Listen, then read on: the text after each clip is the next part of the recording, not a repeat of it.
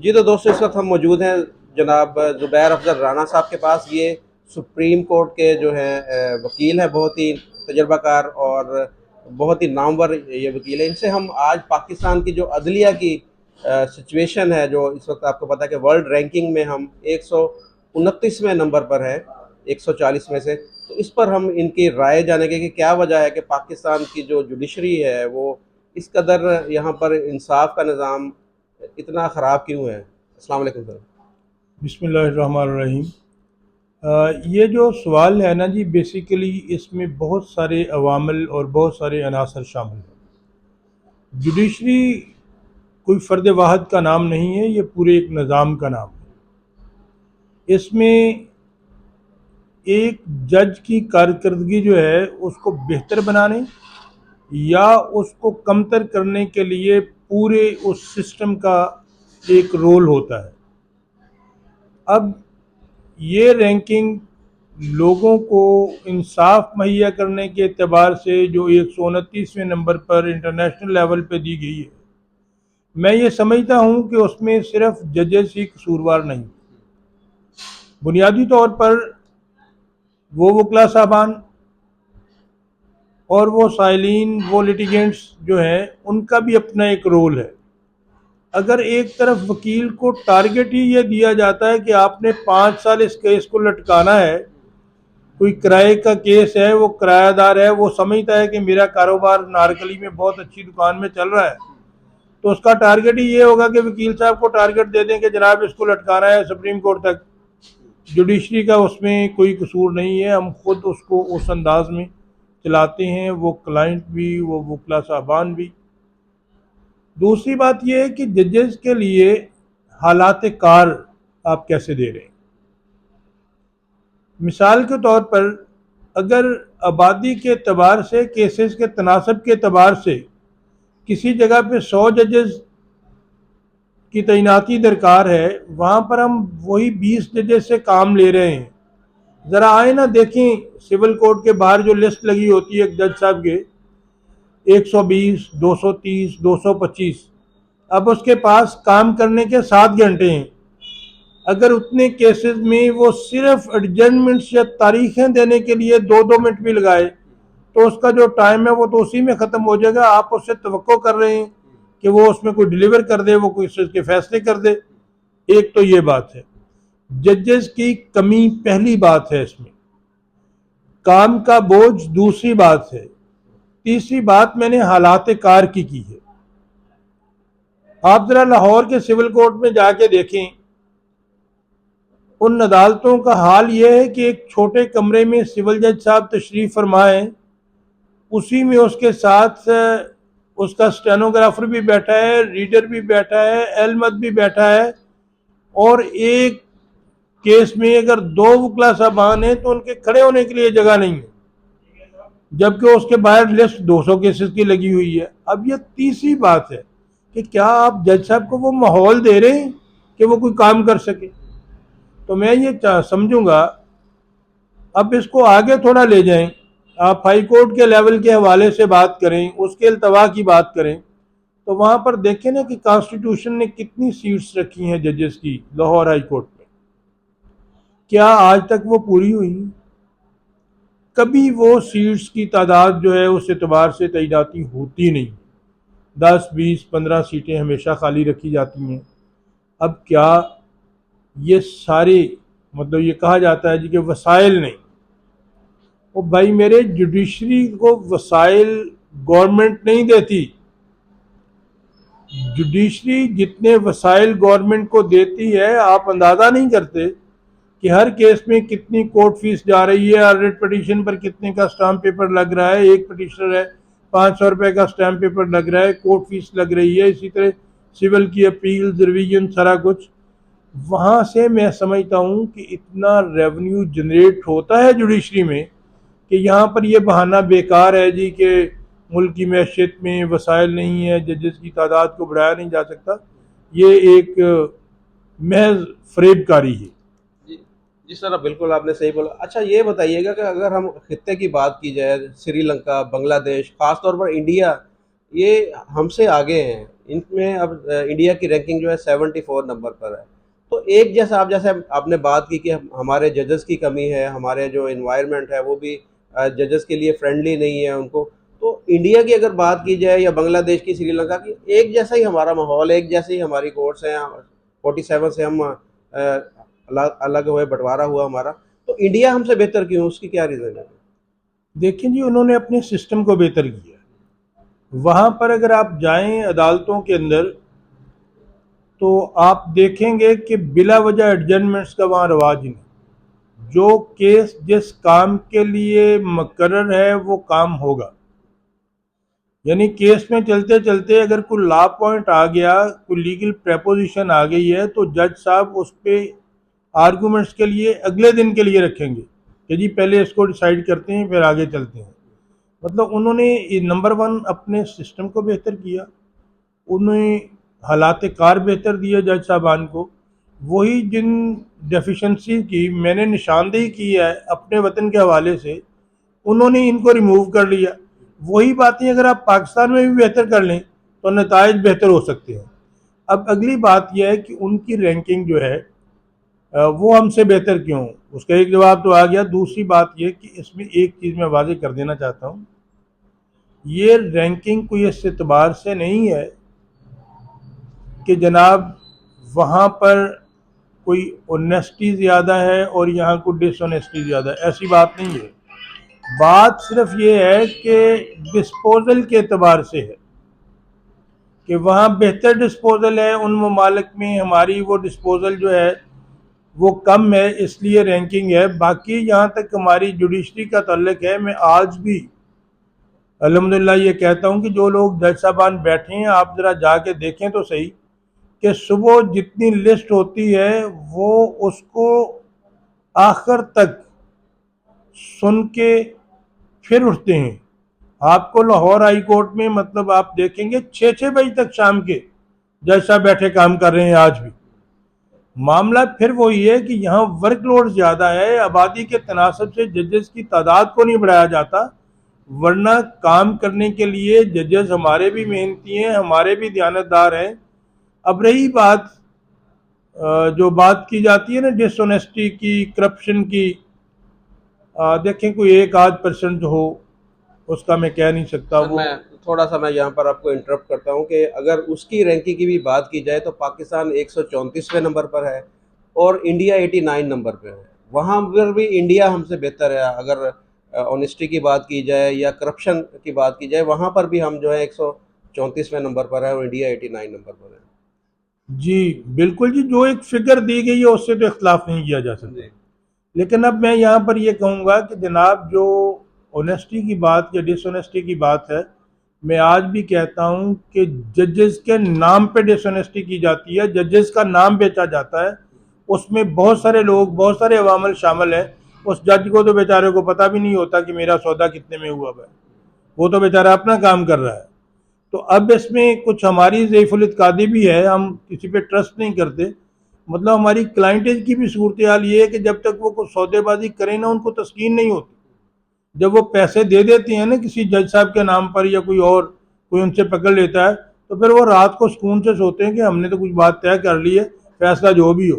अच्छा सर, ज़रूरी नहीं कि जज साहब यहाँ पर रिश्वत ही लेते हैं। यहाँ पर सियासी जो मुदाखलत है या सियासी असर व रसूख है, वो भी आप देख सकते हैं कि हमारी अदालतों के ऊपर, जैसे कि अब इमरान खान साहब जब कोर्ट के अंदर पेश हुए, सुप्रीम कोर्ट के अंदर, तो हमारे जज साहब ने एक जो उन्हें वेलकम किया वहाँ पर, वो जुमला पूरे पाकिस्तान के अंदर वो वायरल हुआ। सब लोगों ने उस पर जो इतराज़ भी किया कि जज साहब ने किस हैसियत में उन्हें कहा कि जी नाइस टू सी यू। आप समझते कि ये उन्होंने जो बात की थी हमारे चीफ जस्टिस साहब ने, वो एक मुलज़म को देख के, ख्वाह वो उसके ऊपर इल्ज़ाम है वो साबित हुआ या नहीं हुआ अलग बहस है, लेकिन उन्हें ये कहना चाहिए था।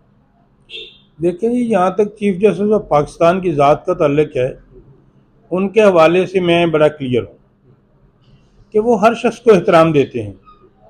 हमने क्या किया कि एक लफ्ज़ को पकड़कर उसको पूरे मीडिया ने मतलब उसके ऊपर जो कुछ किया,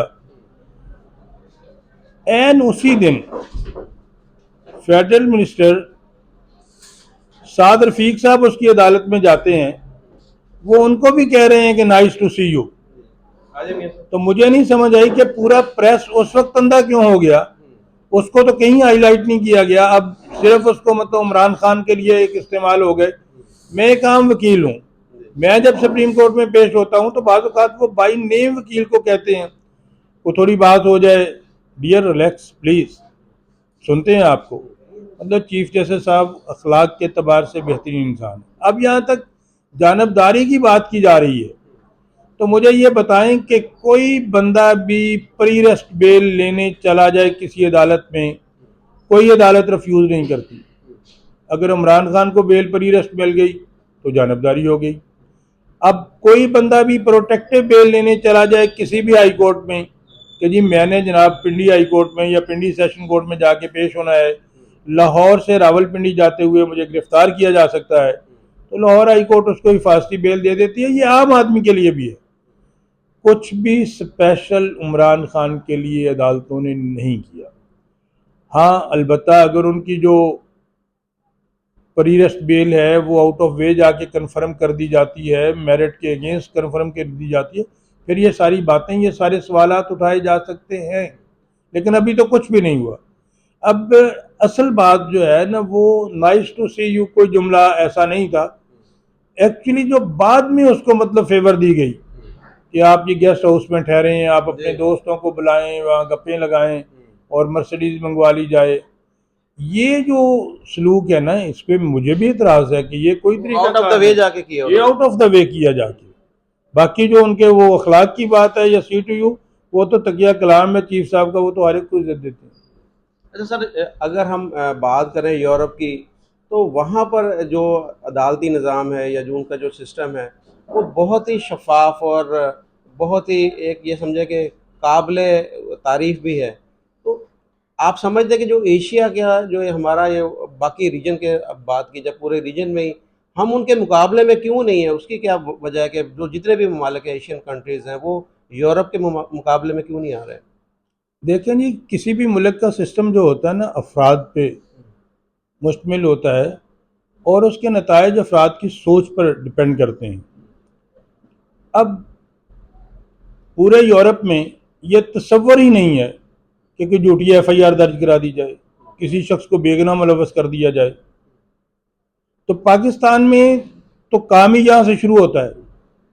मतलब मेरे एक दोस्त थे, मैं नाम लिए बगैर कहूँगा कि मैं उनको मिलने गया, वो सारी फैमिली वहाँ UK में रहती थी, तो उन्होंने मुझे बिठाया अपने ड्राइंग रूम में, तो इतने में लैंडलाइन पे एक फ़ोन आ गया, तो उसके बेटे ने आके, छोटा सा बच्चा था, उसने कहा कि पापा फ़ोन है अटेंड करें। मैंने कहा बेटा देख नहीं रहे कि मैं अंकल के साथ बैठा हूँ और बिजी हूँ, आप कह दें कि मैं घर पे नहीं हूँ।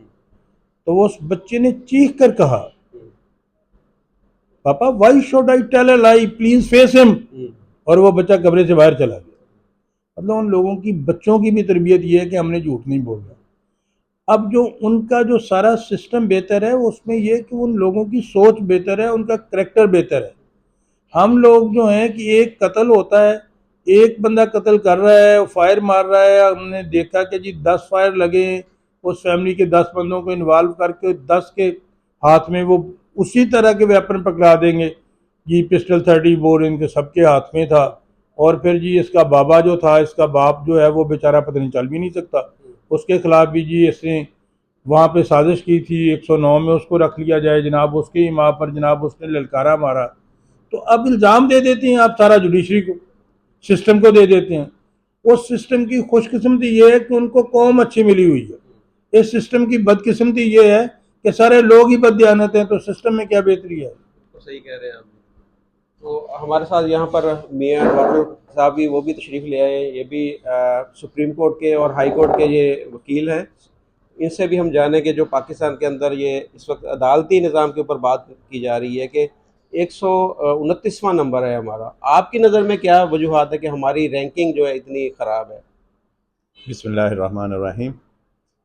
मेरे बड़े भाई अभी आपके सामने राना ज़ुबैर अफजल साहब अपने ख़यालात का इज़हार कर रहे थे। इनकी बातें कोई आगे बढ़ाते हुए मैं कहूँगा कि उसमें एक्चुअली ना पूरे मुआशरे के दोनों अतराफ़, भाईजान कह रहे हैं ना कि उनको एक अच्छी कौम मिल गई, हमें ये बदकिस्मती है, लेकिन इसी कौम में से जो हमारे नुमाइंदे जजेस के सूरत में अदालतों में बैठे हैं वो भी इसी कौम के ही नुमाइंदे हैं, इसलिए वो भी इस कौम के हवाले से जो फ़ैसले करते हैं ना, तो हमें कुछ रायत ये है कि जी वो इस मुआशरे में से निकल के गए हैं, तो वो इस मुआशरे की नुमाइंदगी कर रहे हैं। लेकिन मैं समझता हूँ कि एज़ होल जस्टिस सिस्टम को बेहतर करने में उनको अपना किरदार ज़रूर अदा करना चाहिए। क्योंकि अगर हम थोड़ा-सा पीछे को जाएँ, अपनी हिस्ट्री, इस्लामिक हिस्ट्री को देखें, तो इमाम अबू हनीफ़ा रहमतुल्लाह अलैह कितने बड़े फ़िक़्ह के इमाम गुज़रे हैं। तो उनको जब ये कहा गया कि आप हमारे चीफ़ जस्टिस बने, काज़ी उल क़ज़ा बने, तो उन्होंने इससे ना जी माज़रत कर ली। क्योंकि ये ऐसा एक होता है कि ऐसा होता है, ऐसी ज़िम्मेदारी होती है कि लोग इससे खौफ़ज़दा होते हैं कि अगर हमसे फ़ैसले करने में कहीं न कहीं हमारे दिल में कोताही हो गई, तो आगे जो भुगतना है अपने रब के पास, तो वो बड़ा कड़ा इम्तिहान होगा। इसलिए इस इतने बड़े फ़िक़्ह के इमाम भी इससे घबराते थे। लेकिन यहाँ हमारे पाकिस्तान में बदकिस्मती ये है कि बहुत सारे करप्ट लोग इस निज़ाम का हिस्सा बन गए। क्योंकि जो पहले बात की, ये मुआशरे में भी करप्शन उसी तरह राइज है, तो लेकिन बदकिस्मती ये है कि वही करप्शन हमारे ऊपर भी राइज हो गई है कि हमारे चेहरों को देख के, हमारे वो चैम्बर्स के हवाले से लोगों को जस्टिस बनाया जाता है। हाँ जी, कोई क्राइटेरिया इस हवाले से ज़हन में नहीं होता कि हमने किस तरह बेहतरीन अफराद को इस मनसब पे लाना है, ताकि वो जुर्रत के साथ और बिला खौफ, और सिर्फ़ उनको खुदा का खौफ और आखिरत का खौफ, या उनके दिल में अगर लोगों के लिए हमदर्दी का जज्बा है, तो और वो सही फ़ैसले करें अपनी ज़ात को मिनहा करके। लेकिन ये बहुत मुश्किल है, अभी तक तो नहीं हो रहा। इसीलिए हम 140 में से 129वें नंबर पे हैं, और दुनिया में सिर्फ 11 हमसे ज़्यादा ऐसे ममालिक हैं जो कि हमसे भी ज़्यादा जुडिशरी में पीछे हैं। लेकिन हमारा जो 129वां नंबर है, वो शर्मिंदगी का बायस है। देखें, अदल का निज़ाम, इस्लाम आया ही अदल के निज़ाम को बरकरार रखने के लिए। तो अगर हम उसमें कोताही करेंगे तो पूरा मुआशरा तबाह हो जाएगा। मैं छोटी सी मिसाल दे रहा था पहले भी, कि दूसरे ममालिक में जब किसी के साथ कोई नाजायज़ होता है, या उस पे कोई ऐसा बर्डन डाला जाता है, या उसको कोई तंग करता है, या उसको नाजायज़ उसके साथ कोई ऐसा फ़ेल किया जाता है, तो वो उसको उस जुडिशियल सिस्टम पे इतना इत्मीनान होता है कि वो कहता है कि मैं आपको अदालत में देखूँगा, कोर्ट में आपको देखूँगा।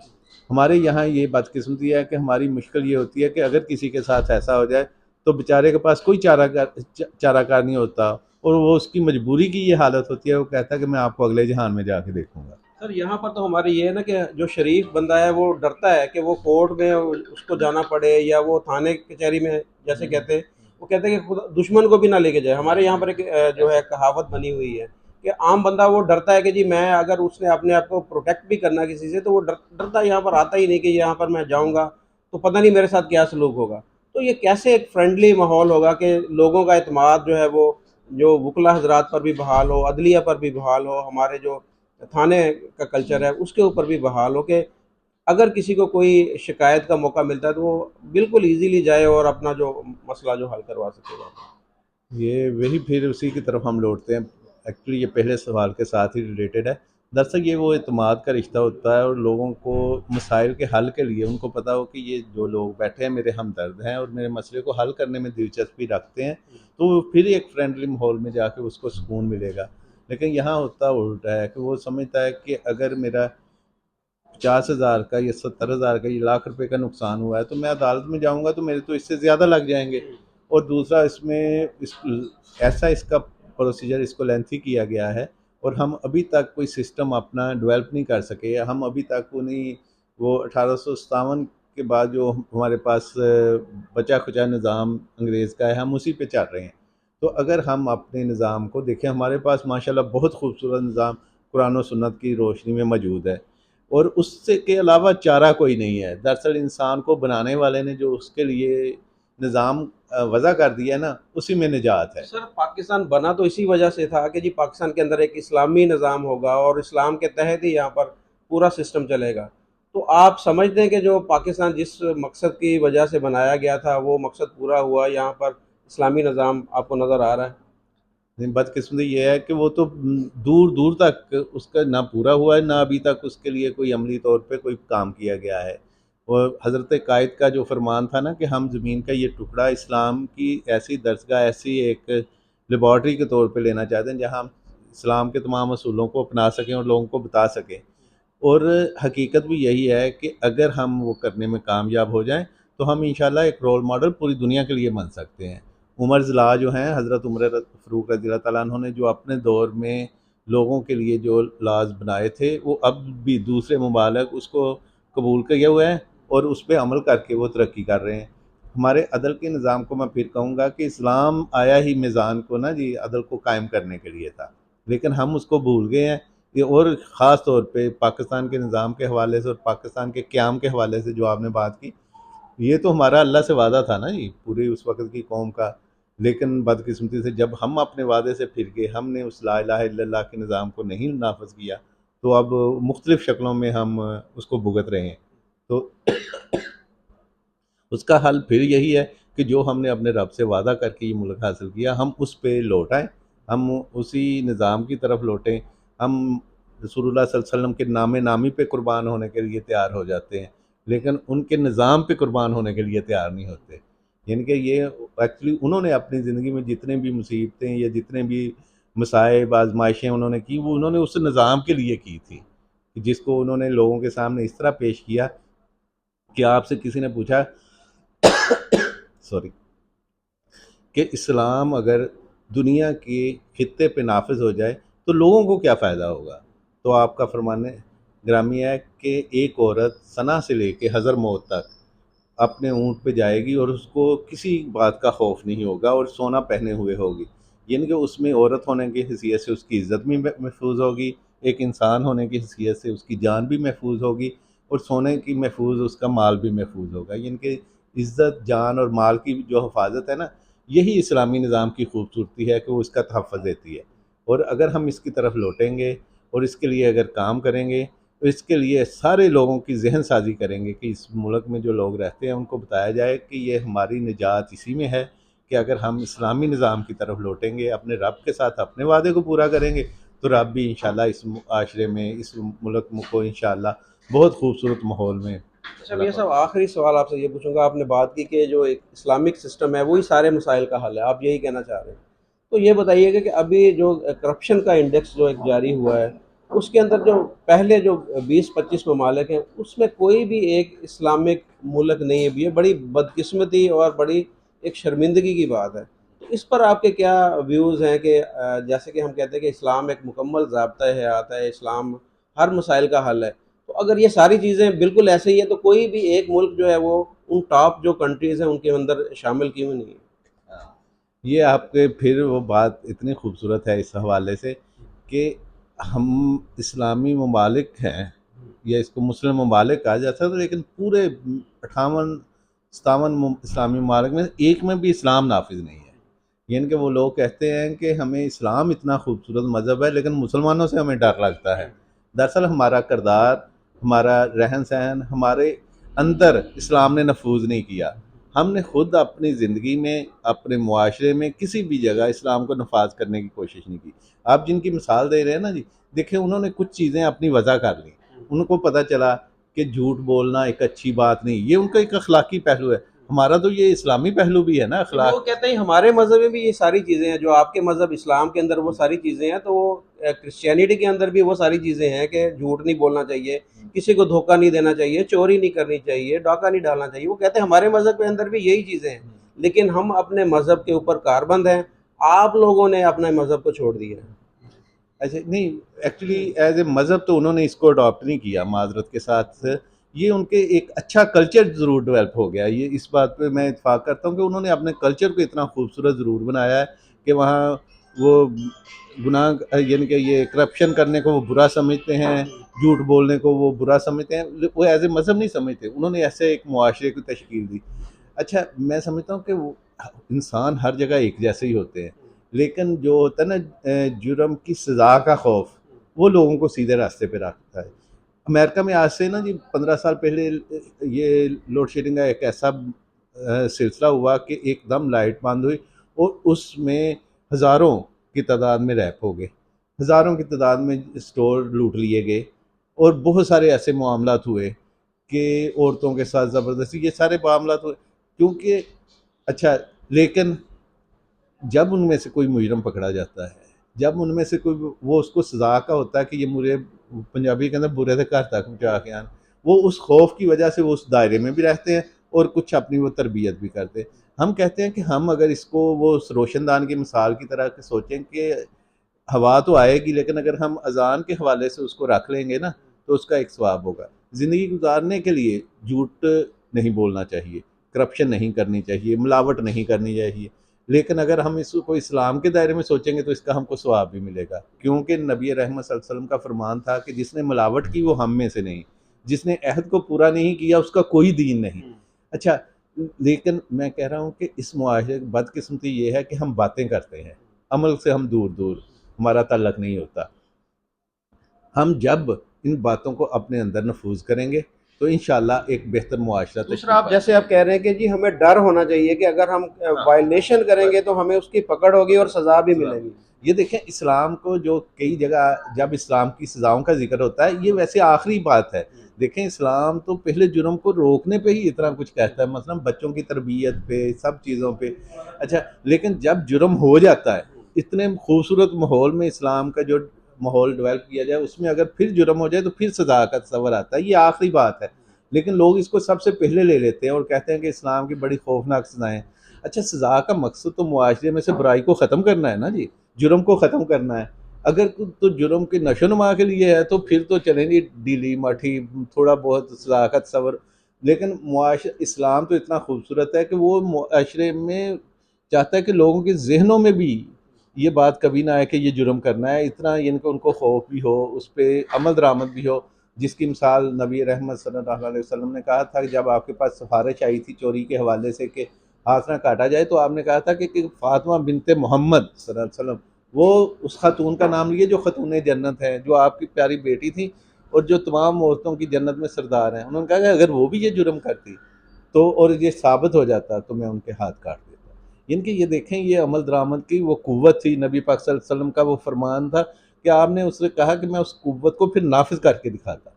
हाँ, बाकी अल्लाह पाक रहीम है, करीम है, सारे मामलात होते हैं, लेकिन हमारी बहुत सारी बातें ये होती हैं कि हमने ना वो इन चीज़ों में पनाह ढूंढ ली है कि इतनी बार ये कर लेंगे तो इस तरह हो जाएगा, इतनी बार ये कर लेंगे तो हम इस तरह निजात पा जाएंगे। एक्चुअली जब तक हम नबी पाक सल्लल्लाहु अलैहि वसल्लम के निज़ाम पे गुफ्तगू नहीं करेंगे और उसको अपनी ज़िंदगी में अमली तौर पे नाफिज नहीं करेंगे, कोई तब्दीली नहीं आएगी। बहुत शुक्रिया, थैंक यू। ओके।